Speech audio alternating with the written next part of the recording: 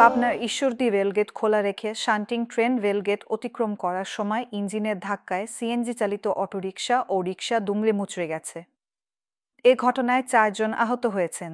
আমরা দাঁড়া ও গেট পড়িনি, হ্যাঁ ও হরেন নাই কিছু নাই, ঘুরমুড় করে চলে আসে, ওর কানে ছিল ফোন যে আমরা আবার হাত মারি এরকম করছি যে দাঁড়া দাঁড়া দাঁড়া, তারপরে এখানে অটক মারি দিয়ে আবার ওই টানে ব্রেক হয়ে গেছে, হয় ব্যাকে আবার চলে গেছে ইয়ার্ডের মধ্যে টানি নিয়ে আবার ও যখন গাড়ির শব্দ পাইছে ও আবার ইয়ার্ডে ঢুকে গেছে নিয়ে ব্যাক করো। সে তাক দেখিনি, আমরা ছিলাম পশ্চিম পাশে ওই সাইডে, তাক আমরা দেখিনি। আহত হয়েছে, গাড়ি ভাঙছে, যাত্রীরা টুকিটাকি কাটাচ্ছে, আর রিক্সা আর সিএনজি দুমড়ি মুচড়ে গেছে। ইঞ্জিনের আগে ট্রলি দিচ্ছে, একটা ট্রলি দেওয়ার সময় ওই গাড়ি আপনার গেট ফেলানি, ট্রলি সাইলেন্স দেওয়ার পরে হর্ন দেওয়ার পরে এই ট্রলি আস্তে আস্তে বাড়াই গেল, সকলে ফেলাই নাই। মঙ্গলবার 21 জানুয়ারি সন্ধ্যা 7টায় ঈশ্বরদী পৌর শহরের রেলগেটে এই ঘটনা ঘটে।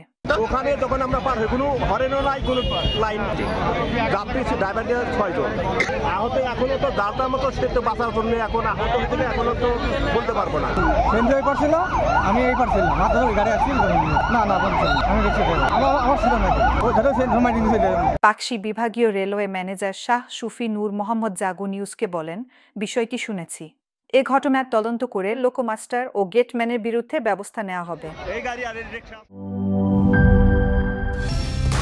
কালার এক্সপার্ট, জর্জ স্যাপ এবং মাইল্ড অন হ্যান্ডস টেকনোলজি সমৃদ্ধ অরিক্স ক্রিস্টাল ওয়াশ আপনার লন্ড্রি এক্সপার্ট।